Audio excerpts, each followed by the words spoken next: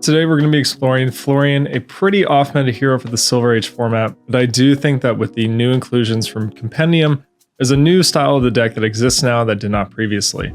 The benefit of playing Florian in this format is that you only need 4 Earth cards in your Banished to get your full hero text online to start doubling up all of your aura generation. Getting this cut in half from CC means that you really only need 2 Decompose style effects, or with the inclusion of the new cards from Compendium, you only need 1 Decompose plus something that banishes an Earth aura from your graveyard. And while it's a pretty big upgrade, the biggest thing here that was added was a Chorus of Rotwood, a new Decompose spell that makes rune chants and Earth embodiments, but more importantly doesn't involve you attacking your opponent. Since Rootbound Carapace has been banned, there's really no way to play a stack kind of OTK style of Florian in this format just because you have to attack your opponent with your Decompose effects. The biggest thing with Chorus is that now you can play an entirely defensive game plan where you never attack your opponent once until you have a lethal amount of rune chants on the table. So today we're going to break down that game plan, and then we're also going to work through the math of how the stacking works. This is just here to block 2 unconditionally. There is a part of this though in terms of the deck's math where you can buy back your Runeblood incantation with this arm piece, just pitching a blue, which is good if you're lacking some of the final rune chants to close the game out. The biggest thing here is the inclusion of Reaping Blade as opposed to using Oval plus Scepter. The issue that I was running into is that this deck is pretty light on attack action cards, and you kind of need to block with cards when you're able to.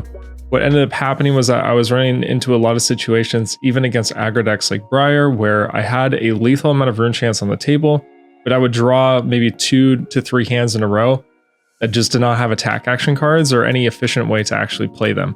The biggest thing with Reaping Blade is that in addition to stopping your opponent's life gain effects, at any point when you have that lethal set of rune chants, you just need 1 card, doesn't matter what pitch, and you just send the sword and close the game out instantly. So just having that button just to instantly end the game, I think was a lot more important to me. The other card to mention here is Plume. I kind of think you just want Plume in every single matchup. I have the other headpiece here, which I think can be good against the aggro deck, specifically like Briar or Fi. But like almost in everything else, I just prefer Plume. You don't need to see the second copy to get fully online. You can just play it, have it hit the bin, next turn pitch an extra card to Plume and then replay it. And everything else here is just defensive equipment just to help us live long enough to get that final stack of rune chants. The deck list here is very simple. It's a bunch of cards that we put sideways. All these Autumn's Touches are here. You're really never going to cast them. They're just here to block 3 and fuel your graveyard with Earth cards. Everything else here is, you know, a block of some sort. Either it's an actual block card, it's a de-react, or it's just a block 3 card you can stick in front of something. Sigil of Earth is added to the deck now though, because we need an Earth aura in our grave if we ever draw Weeping Battleground or this new Sigil. Either of these will banish an aura from our graveyard to deal 1 arcane, but if we banish an Earth aura, we also will help go towards our Decompose. So you can do something as simple as, you know, play one of these cards, banish your Sigil of Earth, on your turn play Chorus of Rotwood, banish 2 Earth cards, and then banish an Earth action card as your final one. So banish, you know, 3 Earth cards in total. You're now at 4. Your hero text is online. You only had to cast 1 of these to do it. So let's work through the actual math of the deck. So the math of the deck is that you are going to make 41 rune chants with the lowest possible roll. So if you draw in the worst sequence possible, where your 2 Chorus of Rotwood are at the very bottom of your deck, you will make 41 rune chants, assuming that you also include in this equation that after you play your second Chorus of Rotwood, you then use Plume, replay Arcane Seeds, and then use your arms and you replay Runeblood Incantation. The magic number here is you want, I would say, probably 37 rune chants. 37 rune chants, or maybe 38 if you want to play on every single possible out. That will be guaranteed lethal at any stage of the game against any deck, assuming that they're at 20. You take their life total, you add probably 12 resources to their hand. So you add 12 life. So you need 12 over whatever their health total is. And then you also need to start playing around things like, oh, if they have Arcane Polarity in their arsenal, they have 4 extra health this turn. A really easy one is just 16 over. But the reason why I say 17 is that if they have a second Arcane Polarity in hand, you can also play around that. So there are like number thresholds where, like, if you're worried that they might have some out to actually stop the combo, you can just keep on stacking rune chants until you hit that number.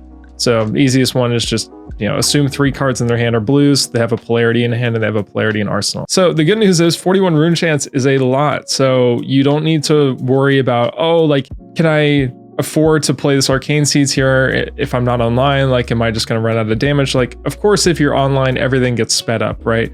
41 is like a very long game. You have to resolve literally every single rune chant generator in your deck. You have to use Plume, and then you have to use Beckoning, which doesn't have Go again. So then you have to replay Runeblood Incantation, wait 3 turns to get to 41. Realistically, though, you shouldn't even have to replay the Runeblood Incantation. They should probably just be, dead deterministically by that point. What I'm trying to get at here is that you are completely safe if you just want to play Arcane Seas on turn 0 and just resolve the card. You're not going to like lose the game or run out of damage. The math is all there. I cannot conceive of a deck that can outlive 41 rune chants, assuming that you low roll once again and your 2 Chorus of Rotwood are like the last 2 cards in your deck. So you're perfectly fine. I'll throw up a quick gameplay example and kind of talk through the macro game plan, just because I don't really think it's worth doing live commentary over, because it's super simple. If you're playing against slow decks, so think like Great Axe, think Guardian, these are like the 2 decks that this thing is made to prey on. Your game plan here is literally just blocking. Just don't take damage, block with every single card in your hand. Unless if you are trying to sculpt something very specific, you just block with everything, dig for your Chorus of Rotwood, resolve it, outlive long enough to then stack them out, and then you win the game.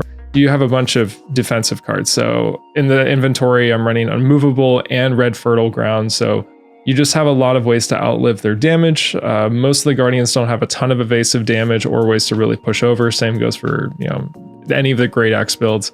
Even though they have things like reactions, if they just send Great Axe and you throw down 3 cards in front of it, there's really not a whole lot they can do to push it over. If you have things like D-React set in your arsenal, you play around things like Dominate, it's like really easy to just kind of play through all the tricks of these more defensive style decks. They're not made to play for huge offensive overlaps and, pushing tons of damage over your 4-card block. So it's really easy just to draw 4 cards, throw them down in front if they don't make rune chants, and just go on to the next hand. And you're pretty much going to take no damage throughout the entire game. Your health total should be relatively healthy, but once again, you're going to have to take damage to resolve the rune chant generators at some point. So keep yourself high enough on life that you are able to do that when you draw them. It's really easy to stack all these decks, really. I haven't had any issues whatsoever once the deck list kind of got settled in. The only thing that might be a little bit dubious is like maybe Flattering Showman can dominate enough that they can push over you, but you have so many D-Reacts. Like, you have all the copies of Reduce, you have Sigil, you have Weeping Battleground, you have Unmovable, you have Fertile Ground, which will like basically rebuy your health even if you have to take Dominate damage. It's really not that difficult to play through all these kinds of effects and just be stacking rune chants along the way. You have a bunch of passive life gain as well. I really feel like it's like the most deterministic Guardian / Great Axe killer you could ask for. Even other decks that are being played as proposed counters, so think about New, Enigma, all these kinds of decks. I still think that Guardian has a lot of game into them, just because they can kind of fold to more proactive game plans or just good draw sequences from the Guardian player. This is like one of the few decks where after I got it rolling and I was playing against it and playing with it, I was like, I cannot conceive of a world where Oldhim could beat this. But testing Oldhim this season, I beat Enigmas, I beat News, I beat these decks like Kano and Icelander that are made to be Guardian counters. This one is just felt completely hopeless though. So if you are looking for a deck that can really punish these styles of game plans, just overall macro strategies, like this is probably the best one. So let's talk about the cons of this deck. The cons are its aggro matchup is very bad. I don't think it has a good Briar matchup whatsoever. It feels very difficult to actually sustain yourself long enough to get to 20 rune chants. Like, every single one of her turns is high power. She's able to chain together a bunch of different combat tricks. She has Lightning Press and Burn Up Shock. So honestly, I feel like that matchup is pretty cursed. And so, that would be the reason not to play this, is that if you are expecting a lot of Briar, which you probably should be in this meta, I just think that you kind of get run over a little bit.